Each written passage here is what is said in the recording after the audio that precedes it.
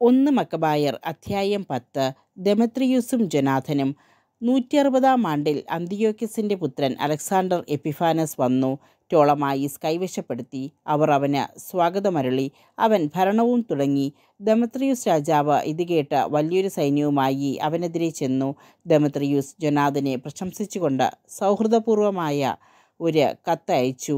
അവൻ ഇങ്ങനെ വിചാരിച്ചു: ജൊനാഥൻ നമുക്കെതിരെ അലക്സാണ്ടറുമായി സഖ്യത്തിലേർപ്പെടുന്നതിനു മുൻപേ നമുക്ക് ആദ്യം അവനുമായി സഖ്യം ചെയ്യാം. അവനോടും അവൻ്റെ സഹോദരന്മാരോടും രാജ്യത്തോടും നമ്മൾ ചെയ്ത ദ്രോഹങ്ങളെല്ലാം അവൻ ഓർക്കുന്നുണ്ടാകും. സൈന്യശേഖരം നടത്താനും അവരെ ആയുധസജ്ജമാക്കാനും തൻ്റെ സഖ്യകക്ഷിയാകാനും ദെമത്രിയൂസ് ജൊനാഥന് അധികാരം നൽകി. കോട്ടയ്ക്കുള്ളിൽ ജാമ്യത്തിൽ കഴിഞ്ഞിരുന്നവരെ വിട്ടുകൊടുക്കാൻ ദെമത്രിയൂസ് ആജ്ഞാപിച്ചു. ജൊനാഥൻ ജെറുസലേമിലെത്തി. സകല ജനങ്ങളും കോട്ടയിലെ ആളുകളും കേൾക്കെ ദെമത്രിയൂസിൻ്റെ കത്തു വായിച്ചു. സൈന്യശേഖരം നടത്താൻ രാജാവ് അവന് അധികാരം നൽകിയെന്ന് കേട്ടപ്പോൾ അവർ അത്യധികം ഭയപ്പെട്ടു. എങ്കിലും കോട്ടയിലുണ്ടായിരുന്നവർ ജാമ്യക്കാരെ ജൊനാഥന് വിട്ടുകൊടുത്തു. അവൻ അവരെ അവരുടെ മാതാപിതാക്കൾക്ക് ഏൽപ്പിച്ചു കൊടുത്തു. ജൊനാഥൻ ജെറുസലേമിൽ താമസിച്ചുകൊണ്ട് നഗരത്തിൻ്റെ പണിയും പുനരുദ്ധാരണവും ആരംഭിച്ചു. മതിലുകൾ പണിയാനും സിയോൻ മലയ്ക്ക് ചുറ്റും ചതുരക്കല്ലുകൾ കൊണ്ട് കോട്ട കെട്ടി അതിനെ കൂടുതൽ ബലവത്താക്കാനും അവൻ ജോലിക്കാർക്ക് നിർദ്ദേശം നൽകി. അവർ അങ്ങനെ ചെയ്തു.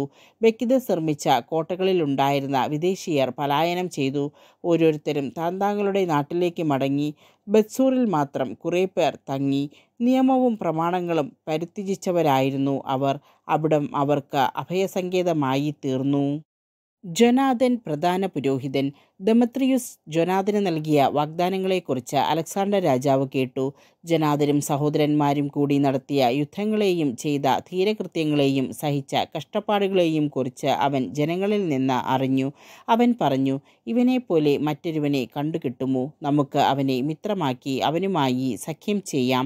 അവൻ ജൊനാഥന് ഇപ്രകാരം ഒരു കത്തെഴുതി: സഹോദരൻ ജൊനാഥന് അലക്സാണ്ടർ രാജാവിൽ നിന്ന് അഭിവാദനങ്ങൾ. നീ ശക്തനായ പോരാളിയും സ്നേഹിതനാകാൻ യോഗ്യനുമാണെന്ന് ഞാൻ കേട്ടിരിക്കുന്നു. അതിനാൽ നിന്റെ ജനത്തിൻ്റെ പ്രധാന പുരോഹിതനായി ഇന്ന് നിന്നെ ഞാൻ നിയമിച്ചിരിക്കുന്നു. നീ രാജാവിൻ്റെ സുഹൃത്തായി അറിയപ്പെടണം. നീ എൻ്റെ പക്ഷത്ത് നിലകൊള്ളുകയും എന്നോട് മൈത്രി പുലർത്തുകയും വേണം. രാജാവ് അവന് ഒരു ചമന്ന മേലങ്കിയും സ്വർണ്ണക്കിരീടവും അയച്ചു കൊടുത്തു. 160 ആണ്ട് 7 മാസം കൂടാരത്തിരുനാളിൽ ജൊനാഥൻ വിശുദ്ധ വസ്ത്രങ്ങൾ അണിഞ്ഞു.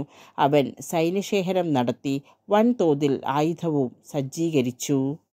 ദെമത്രിയൂസിൻ്റെ വാഗ്ദാനം. ഇത് കേട്ട് ദെമത്രിയൂസ് ദുഃഖിതനായി പറഞ്ഞു: നമ്മൾ എന്തുകൊണ്ട് ഇതനുവദിച്ചു? തന്നെ പ്രബലനാക്കാൻ യഹൂദരുമായി മൈത്രി സ്ഥാപിക്കുന്നതിൽ അലക്സാണ്ടർ നമ്മെ മറികടന്നിരിക്കുന്നു.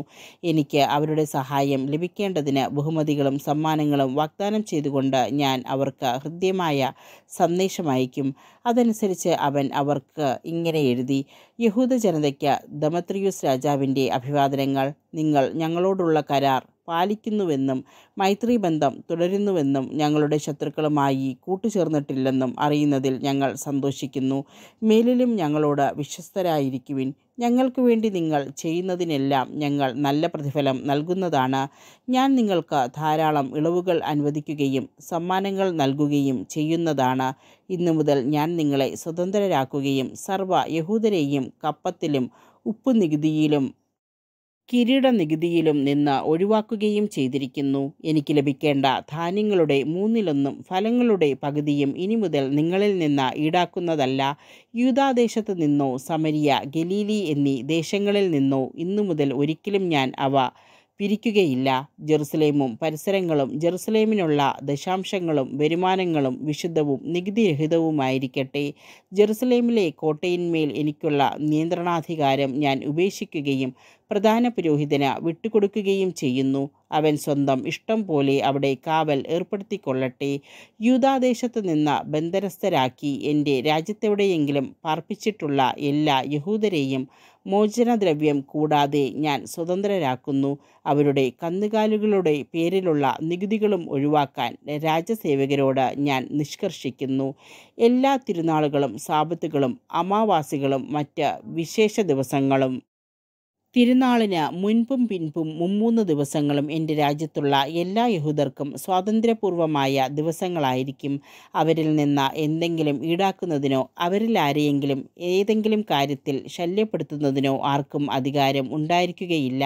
യഹൂദരിൽ 30,000 പേരെ രാജസൈന്യത്തിൽ ചേർക്കുന്നതായിരിക്കും. രാജകീയ സേനയ്ക്ക് അർഹമായ വേതനം അവർക്ക് ലഭിക്കും. അവരിൽ കുറേ പേർക്ക് രാജാവിൻ്റെ പ്രധാന കോട്ടകളിൽ സ്ഥാനം നൽകപ്പെടും. ചിലർക്ക് രാജ്യത്ത് വിശ്വസ്ത പദവികൾ ലഭിക്കും. അവരിൽ നിന്ന് തന്നെയായിരിക്കും അവർക്ക് അധിപന്മാരെയും നേതാക്കന്മാരെയും ലഭിക്കുക. യൂദാദേശത്ത് രാജാവ് കൽപ്പിച്ചതുപോലെ സ്വന്തം നിയമങ്ങളനുസരിച്ച് അവർക്ക് ജീവിക്കാവുന്നതാണ്. സമരിയായിൽ നിന്ന് യൂദയോട് ചേർക്കപ്പെട്ടിട്ടുള്ള 3 പ്രവിശ്യകൾ ഏകഭരണകർത്താവിന് അധീനമായിരിക്കും. പ്രധാന പുരോഹിതനല്ലാതെ മറ്റൊരധികാരി അവർക്ക് ഉണ്ടായിരിക്കുകയില്ല. ജെറുസലേം ദേവാലയത്തിലെ ചെലവുകൾക്കായി ടോളമായിസും അതിനോട് ചേർന്ന് കിടക്കുന്ന പ്രദേശവും ഞാൻ പാരിതോഷികമായി നൽകുന്നു. സൗകര്യമുള്ള സ്ഥലങ്ങളിൽ നിന്ന് വാങ്ങിക്കത്തക്ക വിധം രാജഭണ്ഡാരത്തിൽ നിന്ന് പ്രതിവർഷം 15,000 ഷെക്കൽ വെള്ളിയും ഞാൻ അനുവദിക്കുന്നു. സഹായധനം നൽകുന്നതിൽ ഭരണാധികാരികൾ വരുത്തിയിട്ടുള്ള എല്ലാ കുടിശ്ശികകളും ആദ്യ കൊല്ലങ്ങളിലെ പതിവനുസരിച്ച് ഇന്നു മുതൽ ദേവാലയ ശുശ്രൂഷയ്ക്കായി നൽകുന്നതാണ്. കൂടാതെ ദേവാലയ ശുശ്രൂഷയിൽ നിന്ന് എൻ്റെ സേവകർക്ക് ആണ്ടുതോറും ലഭിച്ചിരുന്ന 5,000 ഷെക്കൽ വെള്ളി ഇതിനാൽ നിർത്തലാക്കിയിരിക്കുന്നു. ആ തുക ശുശ്രൂഷ ചെയ്യുന്ന പുരോഹിതന്മാരുടെ വിഹിതമാണ്. രാജാവിന് പണം കടപ്പെട്ടിരിക്കുന്നതിനാലോ മറ്റെന്തെങ്കിലും കടപ്പാടുള്ളതിനാലോ ജെറുസലേം ദേവാലയത്തിലോ അതിൻ്റെ പരിസരങ്ങളിലോ അഭയം തേടുന്ന ഏതൊരുവനെയും ഞാൻ മോചിപ്പിക്കുകയും എൻ്റെ രാജ്യത്ത് അവനുള്ള വസ്തുവകകൾ തിരിച്ചു കൊടുക്കുകയും ചെയ്യുന്നു. വിശുദ്ധ മന്ദിരം പുതുക്കി പണിയുന്നതിനും കേടുപാടുകൾ തീർക്കുന്നതിനും വേണ്ടിവരുന്ന ചെലവുകൾ മുഴുവൻ രാജഭണ്ഡാരത്തിൽ നിന്ന് വഹിക്കുന്നതാണ്. ജെറുസലേമിലെ മതിലുകൾ പുതുക്കി പണിയുന്നതിനും അതിൻ്റെ ചുറ്റുപാടുകൾ കൂടുതൽ സുരക്ഷിതമാക്കുന്നതിനും യൂദയായിലെ കോട്ടകൾ വീണ്ടും നിർമ്മിക്കുന്നതിനും ആവശ്യമായ തുക രാജഭണ്ഡാരത്തിൽ നിന്ന് നൽകും. അലക്സാണ്ടറുമായി സഖ്യം. ജൊനാഥനും ജനങ്ങളും ഈ വാക്കുകൾ കേട്ടപ്പോൾ അത് സ്വീകരിക്കുകയോ വിശ്വസിക്കുകയോ ചെയ്തില്ല. കാരണം ദെമത്രിയൂസ് ഇസ്രായേലിൽ മഹാപാതകങ്ങൾ പ്രവർത്തിച്ചതും അവൻ കഠിനമായി അവരെ പീഡിപ്പിച്ചതും അവർ ഓർത്തു. സമാധാന സന്ദേശവുമായി ആദ്യമെത്തിയ അലക്സാണ്ടറിനോടായിരുന്നു അവർക്ക് പ്രതിപത്തി. അവൻ്റെ ജീവിതകാലമത്രയും അവർ സഖ്യകക്ഷികളായി നിലകൊണ്ടു. അലക്സാണ്ടർ രാജാവ് വലിയൊരു സൈന്യത്തെ ശേഖരിച്ച ദെമത്രിയൂസിനെതിരെ പാളയമടിച്ചു. ഇരു രാജാക്കന്മാരും ഏറ്റുമുട്ടി. ദെമത്രിയൂസിൻ്റെ സൈന്യം പലായനം ചെയ്തു. അലക്സാണ്ടർ പിന്തുടർന്ന് അവരെ തോൽപ്പിച്ചു. സൂര്യാസ്തമയം വരെ യുദ്ധം തുടർന്നു. ദെമത്രിയൂസ് വധിക്കപ്പെട്ടു. അലക്സാണ്ടർ ഈജിപ്തിലെ രാജാവായ ടോളമിക്ക് സ്ഥാനപതികൾ മുഖേന ഈ സന്ദേശം അയച്ചു: ഞാൻ എൻ്റെ രാജ്യത്തിലേക്ക് മടങ്ങി വന്ന് എൻ്റെ പിതാക്കന്മാരുടെ സിംഹാസനത്തിൽ ആരൂഢനാവുകയും ആധിപത്യം സ്ഥാപിക്കുകയും ചെയ്തിരിക്കുന്നു. ദെമത്രിയൂസിനെ തോൽപ്പിച്ച രാജ്യം ഞാൻ വീണ്ടെടുത്തിരിക്കുന്നു.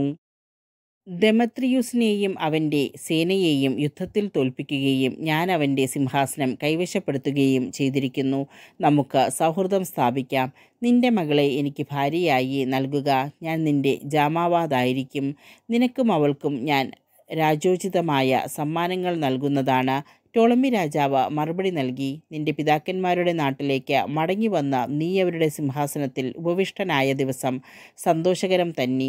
നീ എഴുതിയതുപോലെ ഞാൻ പ്രവർത്തിക്കാൻ നമുക്ക് പരസ്പരം കാണുന്നതിനും നീ ആവശ്യപ്പെട്ടതനുസരിച്ച് ഞാൻ നിന്റെ ശശുരനാവുന്നതിനും വേണ്ടി ടോളമായിസിൽ വന്ന് എന്നെ കാണുക. ടോളമി തൻ്റെ മകൾ ക്ലയോപാട്രയുമൊത്ത് ഈജിപ്തിൽ നിന്ന് 162-ാം ആണ്ടിൽ ടോളമായിസിൽ എത്തി. അലക്സാണ്ടർ അവനെ സ്വീകരിച്ചു. ടോളമി മകൾ ക്ലയോപാട്രയെ അലക്സാണ്ടറിന് നൽകി. ടോളമായിസിൽ വെച്ച് രാജകീയ ആഡംബരങ്ങളോടെ വിവാഹം നടന്നു. തന്നെ വന്ന് കാണാൻ ആവശ്യപ്പെട്ടുകൊണ്ട് അലക്സാണ്ടർ രാജാവ് ജൊനാഥന് കത്തെഴുതി. ജൊനാഥൻ ആഡംബരത്തോടെ ടോളമായിസിലേക്ക് ചെന്നു. രാജാക്കന്മാർ 2 പേരെയും സന്ദർശിച്ചു. അവൻ അവർക്കും അവരുടെ സ്നേഹിതന്മാർക്കും പൊന്നും വെള്ളിയുമായി ധാരാളം സമ്മാനങ്ങൾ നൽകി. അവൻ അവരുടെ പ്രീതിക്ക് പാത്രമായി. ഇസ്രായേലിലെ ദ്രോഹികളും അധർമ്മികളുമായ ഒരു കൂട്ടം ആളുകൾ അവനെതിരെ ഒത്തുചേർന്നു അവനിൽ കുറ്റമാരോപിച്ചു. എന്നാൽ അലക്സാണ്ടർ രാജാവ് അത് കണക്കിലെടുത്തില്ല. ജൊനാഥൻ്റെ വസ്ത്രം മാറ്റി പകരം അവനെ ധൂമ്രവസ്ത്രങ്ങൾ ധരിപ്പിക്കാൻ രാജാവ് ആജ്ഞാപിച്ചു. അവർ അപ്രകാരം ചെയ്തു. രാജാവ് അവനെ തനിക്കരികെ ഇരുത്തി. തൻ്റെ സേവകരോട് പറഞ്ഞു, നിങ്ങൾ ജൊനാഥനുമൊത്ത നഗരമധ്യത്തിലേക്ക് പോകുവിൻ. ആരും ഒരു കാരണവശാലും അവനിൽ കുറ്റമാരോപിക്കുകയോ അവന് ശല്യം ചെയ്യുകയോ പാടില്ലെന്ന് പ്രഖ്യാപിക്കുവിൻ.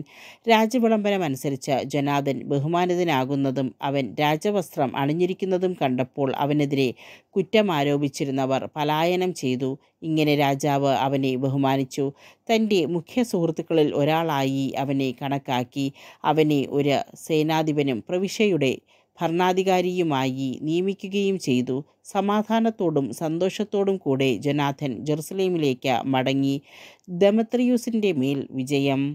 165 ആണ്ടിൽ ദെമത്രിയൂസിൻ്റെ മകൻ ദെമത്രിയൂസ് ക്രേത്തിൽ നിന്ന് തൻ്റെ പിതാക്കന്മാരുടെ നാട്ടിലേക്ക് വന്നു. ഇതറിഞ്ഞ് അലക്സാണ്ടർ രാജാവ് അതിയായി ദുഃഖിച്ച് അന്ത്യോക്യയിലേക്ക് മടങ്ങി. ദെമത്രിയൂസ് ദക്ഷിണ സിറിയയിലെ ഭരണാധിപനായിരുന്ന അപ്പൊളോണിയൂസിനെ തൻ്റെ സൈന്യാധിപനായി നിയമിച്ചു. വലിയ ഒരു സൈന്യവുമായി അവൻ ജാംനിയായ്ക്കെതിരെ പാളയമടിച്ചു. അനന്തരം പ്രധാന പുരോഹിതനായ ജൊനാഥന് ഈ സന്ദേശമയച്ചു: നീ ഒരാൾ മാത്രമാണ് എനിക്കെതിരെ നിലകൊള്ളുന്നത്. തന്മൂലം ഞാൻ നിന്ദ്യനും അപഹാസ്യനുമായി തീർന്നിരിക്കുന്നു. മലമ്പ്രദേശങ്ങളിൽ ഞങ്ങൾക്കെതിരായി എന്തുകൊണ്ട് നീ അധികാരം പ്രയോഗിക്കുന്നു? നിന്റെ സേനാബലത്തിൽ പൂർണ്ണവിശ്വാസമുണ്ടെങ്കിൽ സമതലത്തിലേക്ക് വരിക. അവിടെ വെച്ച് നമുക്ക് ബലപരീക്ഷണം നടത്താം. നഗരങ്ങളുടെ പിൻബലം എനിക്കുണ്ട്. ഞാൻ ആരാണെന്നും എന്നെ സഹായിക്കുന്നവർ ആരൊക്കെയാണെന്നും അന്വേഷിക്കുക. നിന്റെ പിതാക്കന്മാരെ 2 പ്രാവശ്യം പലായനം ചെയ്യിച്ച ഞങ്ങളെ ചെറുത്തു നിൽക്കാൻ നിനക്ക് സാധിക്കുകയില്ലെന്ന് നീ അറിയും. കല്ലോ പാറയോ മറ്റ് രക്ഷാമാർഗങ്ങളോ ഇല്ലാത്ത ഒരു സമതല പ്രദേശത്ത് എൻ്റെ അശ്വസൈന്യത്തെയും വലിയ കാലാൾപ്പടയെയും ചെറുത്തു നിൽക്കാൻ നിനക്കാവില്ല. അപ്പൊളോണിയൂസിൻ്റെ ഈ വാക്കുകൾ കേട്ട ജൊനാഥൻ ഉത്തേജിതനായി. അവൻ 10,000 ആളുകളെ തിരഞ്ഞെടുത്ത് ജെറുസലേമിൽ നിന്ന് പുറപ്പെട്ടു. അവൻ്റെ സഹോദരൻ ഷിമിയോനും സഹായത്തിന് എത്തിച്ചേർന്നു. ജോപ്പായുടെ മുൻവശത്ത് അവൻ പാളയമടിച്ചു. അപ്പൊളോണിയൂസിൻ്റെ ഒരു സേനാവിഭാഗം പട്ടണത്തിലുണ്ടായിരുന്നതിനാൽ നഗരവാസികൾ കവാടങ്ങൾ അടച്ചുകളഞ്ഞു.